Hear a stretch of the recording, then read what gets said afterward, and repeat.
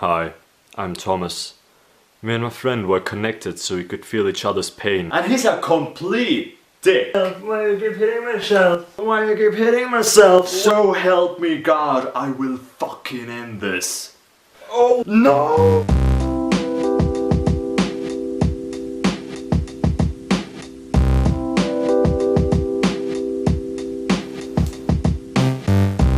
Hey guys, I just finished watching Kiznaiver. And oh my god, is it a breath of fresh air. Out of everything I've seen recently, it is just so unique, so new, So pleasurable. But on to the review.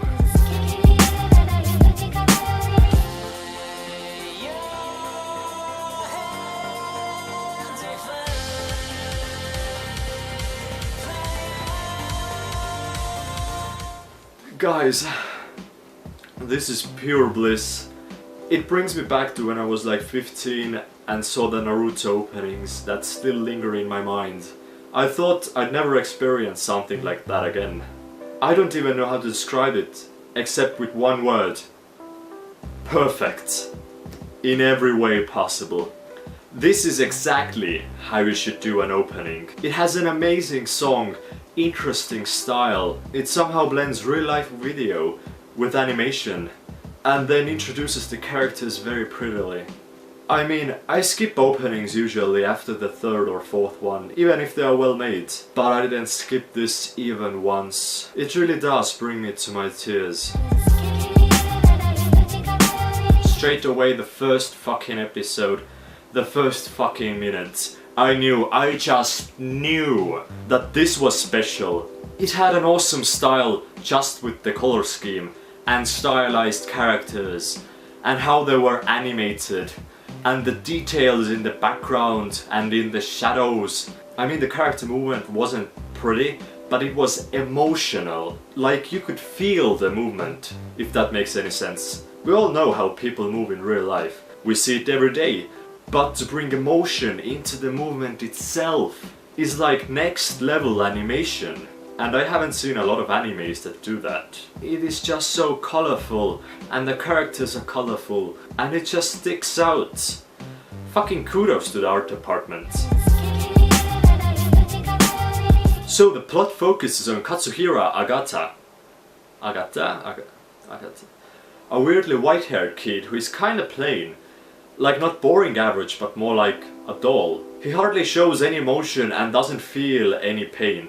That also makes him stand out from his peers. One day he is kidnapped and we are introduced to our other token main characters. Honoka, the beautiful bombshell who keeps to herself and doesn't show a lot of emotion but seems kind of fucked up. Chidori, the childhood friend who has a crush on the main character. Tenga, the anime tells us that he is a delinquent, but he seemed pretty cool. And I mean, what kind of delinquent would walk around in a pink haircut? Honestly. Or would he? Nico, the fucked up one, who is actually pretty smart. Also the anime's lowly character. Yuta, the womanizer. He was also fat. And Noriko, the girl who seemingly controls it all.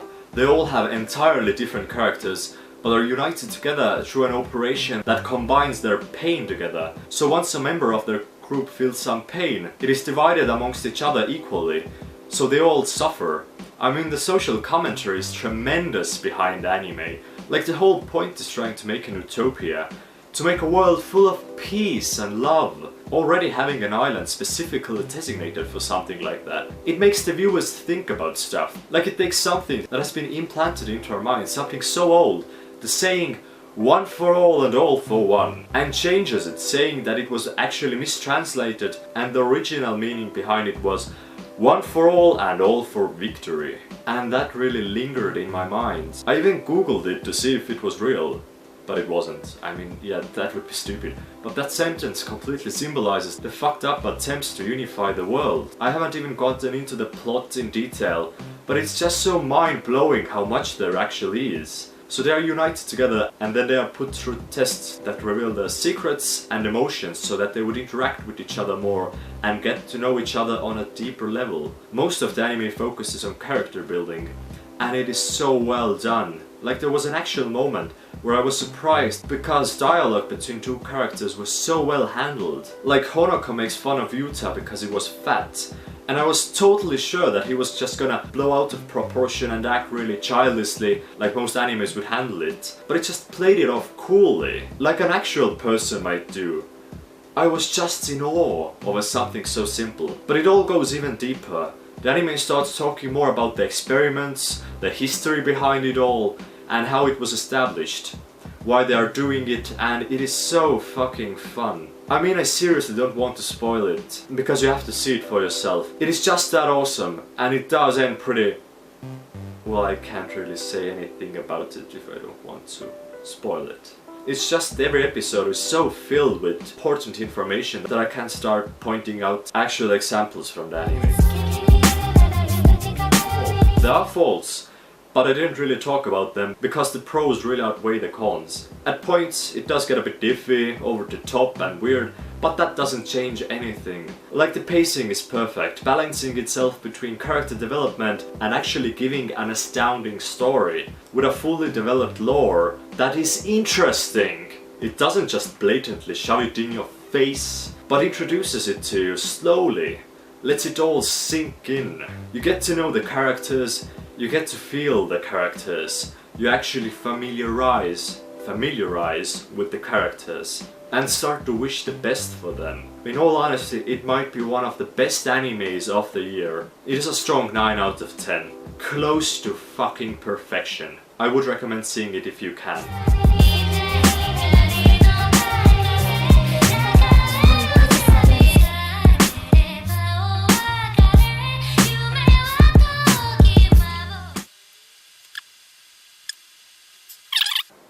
Could stop the video camera while I'm doing this, but fuck, I'm stupid, I don't know. Shit, how the hell am I supposed to... Fuck!